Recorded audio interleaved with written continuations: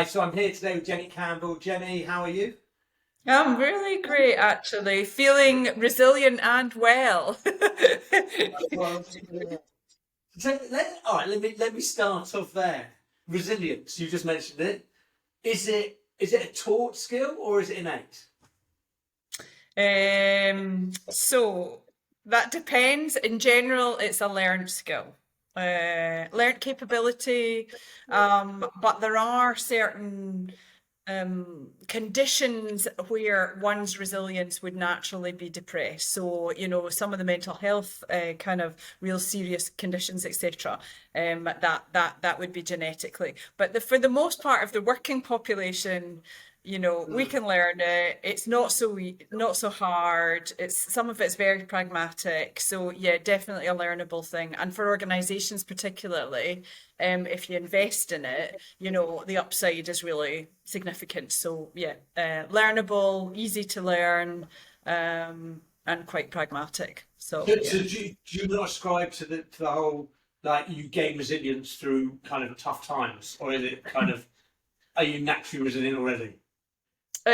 So actually, you'd be amazed. I mean, when you see most of the original research, like many years ago, was all based on childhood, stuff and Mm. clinically oriented. And I mean, kids are, if you've got kids, they're incredibly resilient, right? They've got a real adapt. So this is all about adapting to Right. challenge and adapting to context and adapting to change rather than just toughing it out and all that. So um, it has both inputs, if you like, and stuff from experience. So there's some skills and attitudes that you can learn and get hold of. Things like being able to ask for help, things like boosting your own energy, things like ensuring you've got perspective. These are really quite straightforward sort of skills and things to do. Yeah. And your confidence can increase if they are tested, that resourcefulness, if you like, is tested, and you come through it and you kind of go, do you know what? Actually, I can draw on those resources at that time. And so my confidence can increase as a result of that. Does that make you more resilient? Possibly, so there's a double whammy there, if you like. But it's definitely, you can learn a lot of this stuff But without the challenge. how do you self-reflect on how resilient you are? Is that the starting place, or do you just accept that you could always become more resilient? Oh, well, that's a great question. I mean, I think both actually. I mean, I'm a resilient expert, and it's the thing is, it goes up and down, right, according to your context. So if you've got much more challenge in your life, or you're thrown a big wobbly, you're bound to be, less resilient in that situation because you're going to you have less surplus to be able to adapt, right? I mean, that's just the basic. Yeah. But in terms of a practice, we offer the idea of a resilience river, Right. where you can kind of look at the, boulders in the river and the rocks and everything, and everyone can get hijacked by all the stuff you've got to do and the problems you've got. But actually, if the river is held up high, you whoosh over those rocks or you push them out the way or you carry them. And so, most of the time in the Western population, we teach our kids to just toughen it up.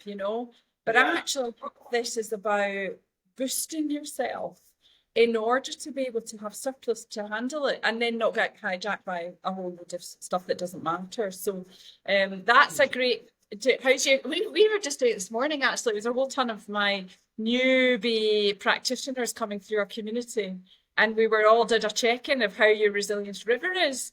And it's amazing. Interesting. People have got helicopters and, sidelines and, eddying here. And so the metaphor is really simple, but it's amazing what comes out of it. It's a fun thing to do, but it's also good for ensuring you're being proactive about how you handle the day, right? So the sports Yeah. people, I mean, people like Kath or whoever who we've worked with, um, they're going to absolutely aim to be at their peak performance levels at the time it counts. And that's really a skill to just proactively sort of manage your resilience according to the demand. Yeah. Interesting. So, Interesting. Listen, yeah. you, You're always, let me say on that side, you're always keen, kind of very, very keen to support senior women in leadership.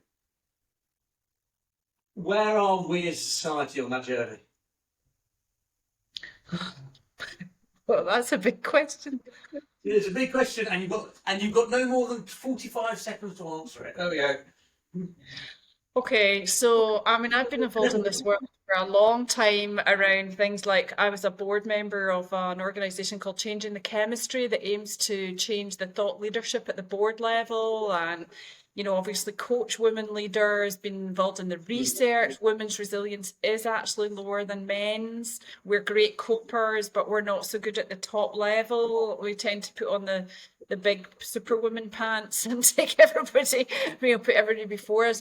So where are we on that journey? I would say for myself, disappointingly, incremental steps. There's nothing really transformative in it in my book. But there is there's no doubt it's definitely getting better.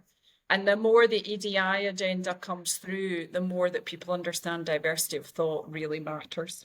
That's it, you know. So for us, it's a really interesting thing in terms of like the transformative, like big step, I suppose, in one leap. Is that an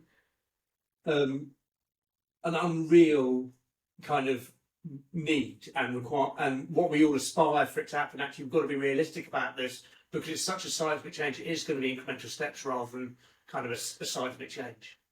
I don't think so. I mean, I actually don't think. I mean, for the women who've, you know, I mean, you can see female-led businesses, you can see all-female businesses, you can see all-female sports teams, you can see, you know, I don't think this is you know, this is about merit and capability, and we are differently wired, but I don't think it's it's a silly goal to have, you know. I mean, we're 50-50 or more, you know, there are more women than men in the population. We should, you know, that's not reflected in leadership. But we've got such a history of being male dominated in our processes and our thinking and our clinical capabilities and our just everything in life. So, I mean, we've got you know, we've got hundreds and hundreds of years to shift. And I think that's just exactly how it's going. It's sort of, you know, slow steps, but it is global and it will change. And then the new generation coming up, every new generation, I mean, if you get kids, you know, I mean, it's just, it's going to be completely different, right? Two sets of generations from now. You know, we never thought that Northern Ireland would be sorted, and it's generational that's made the difference. Well, that's what's going to make the shift, I think, in this agenda.